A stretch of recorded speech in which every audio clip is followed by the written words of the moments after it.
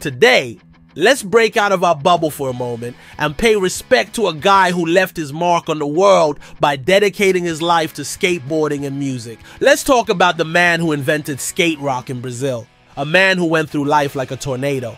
Chorão, a name that might not be as familiar to those outside Brazil, but one that left a lasting impact on both music and skateboarding. The nickname Chorão means whiner and reflects his strong personality. He was known for speaking his mind and never hesitating to voice his complaints. Born Alexandre Magno Abrão, Chorão wasn't just the charismatic frontman of Charlie Brown Jr., one of Brazil's most iconic rock bands. He was also a passionate skater who managed to seamlessly blend these two worlds. His journey is respected worldwide, filled with triumphs, challenges, and a cultural influence that still echoes today. Sit your ass down, hit that subscribe button, and listen up. This story is one you don't want to miss. If you've never heard of Chorão, you're in for a ride. He was the dynamic lead singer of Charlie Brown Jr., a band that redefined Brazilian rock. But Chorão was more than just a musician. He was a skater, a poet, and a voice for a generation that felt sidelined by mainstream culture. His music wasn't just about skateboarding. It embodied the raw energy, street-level grit, and defiant spirit of the sport. Chorão didn't just bring skate culture into his music, he lived it. And in doing so, he played a key role in reviving and reshaping the skateboarding scene in Brazil at a time when it was almost forgotten. Before he became a big rock star in South America, Chorão was a skater, deeply involved in the vibrant skate scene of the 1980s in Brazil. Back then, skateboarding in Brazil was strong and growing, heavily inspired by the legendary Dogtown and Z-Boys crew from California. Brazil had its own version, known as the EP002, a group of dedicated skaters who took over the streets and parks of Sao Paulo, much like their American counterparts did in Venice Beach. Chorão was so committed to skating that he would travel from his hometown of Santos, a coastal city in Sao Paulo, all the way to the capital just to hang out with the EP002 crew in 1986. This wasn't a short trip, but it was one he made regularly, driven by his pure love for skateboarding and the community that came with it. This was a time when skateboarding was making its mark not just as a sport, but as a cultural movement. Skateboarding was so big in Brazil that it even had its own TV show, Grito da Rua, which means Scream of the Streets, a groundbreaking program that brought skate culture, alternative music, and street art to a nationwide audience. Grito da Rua was more than just a show. It was a voice for a subculture that didn't fit into the mainstream. It showcased the best skaters, featured underground bands, and highlighted the growing skate scene in cities like Sao Paulo.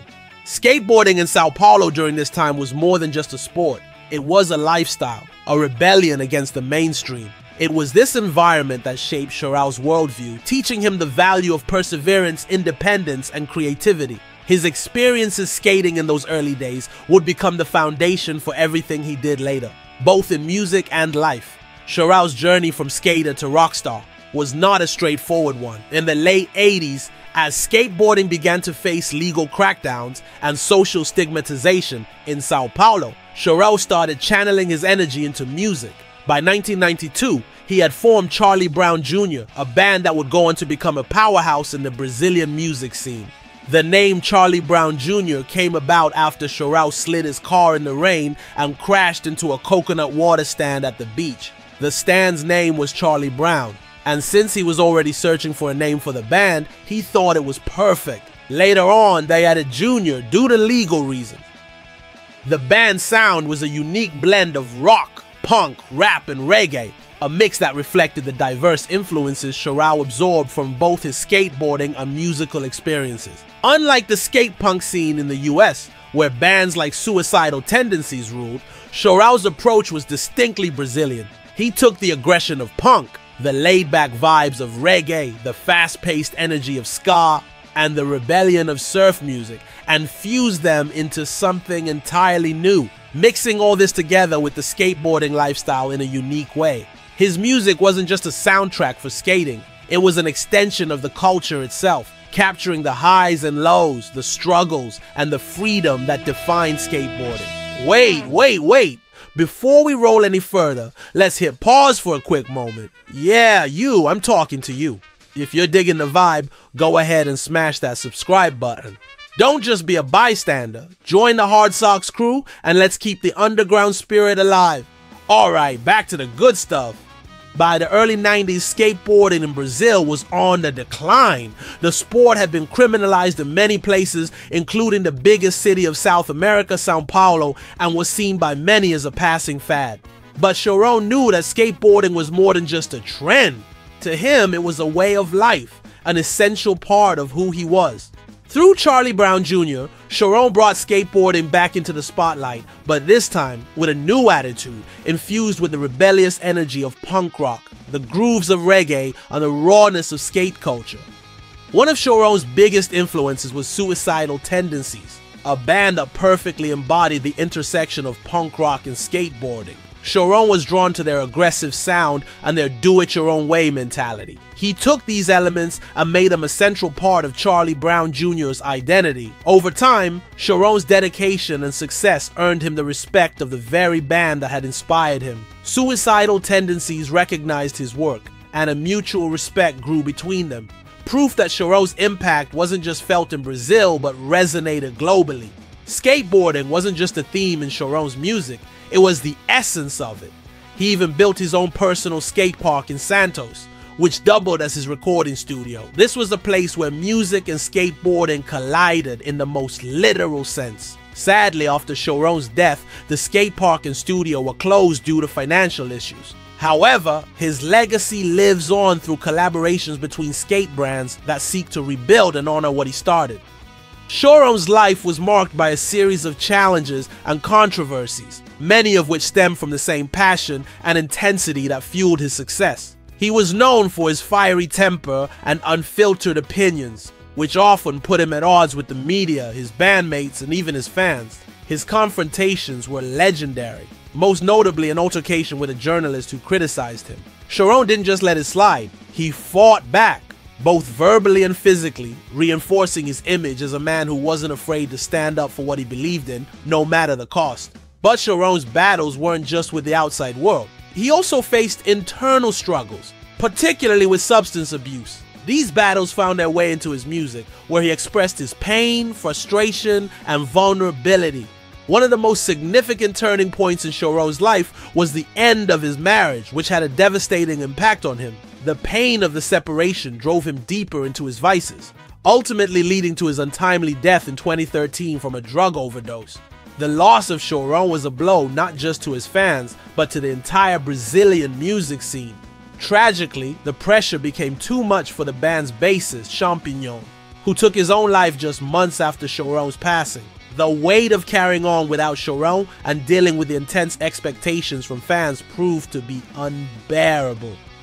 Chorão's influence on Brazilian culture is undeniable. He took the rebellious spirit of skateboarding and infused it with the energy of punk rock, the rhythm of reggae, and the freedom of surf music. His ability to blend these diverse influences into a cohesive sound made Charlie Brown Jr. stand out, not just as a band, but as a cultural movement. His music became anthems for a generation that felt misunderstood, marginalized, and in need of a voice that spoke their language. Even after his death, Chorão's legacy continues to inspire. He is remembered as a pioneer who brought skateboarding and music together in a way that had never been done before. His influence extends beyond Brazil, with international recognition from the likes of Suicidal Tendencies, who respected his contributions to both music and skate culture. Chorão's image and music are still celebrated, with collaborations between skate brands that seek to keep his spirit alive.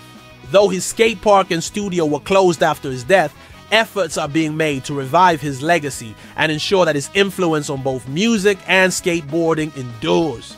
In 2020, Chorão received a fitting tribute when his song Confisco was featured in Tony Hawk's Pro Skater 1+2, one of the most iconic skateboarding video games ever made. Tony Hawk has mad respect for Brazilian skaters like Bob Burnquist, Sandro Dias, Reisa Leal, Felipe Nunes, and Chorão couldn't be left out.